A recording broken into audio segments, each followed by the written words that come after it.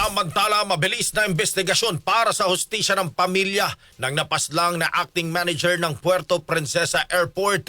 Tiniyak ng kaap. Kasama mo sa balita si Radyoman Gerald B. Ulep.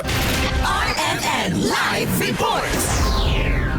Ng Civil Aviation Authority of the Philippines o CAAP ang mabilisang investigasyon sa pagpaslang sa acting airport manager ng Puerto Princesa International Airport sa Palawan. Ayon kay CAAP Director General Retired Lieutenant General Raul Del Rosario, ibibigay ng CAAP ang suportang kailangan ng pamilya para agad malutas ang krimen.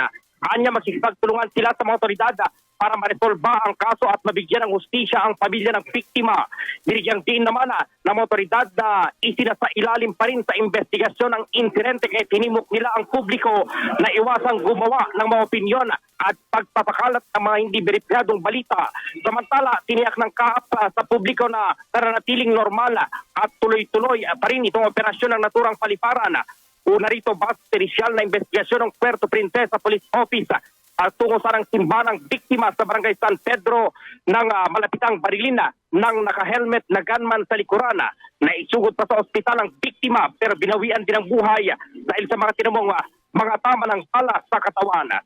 Kasama mo sa DZXL RMN Manila, Radyoman Gerald B. Ulep, Pasaka, RMN. RMN Network News.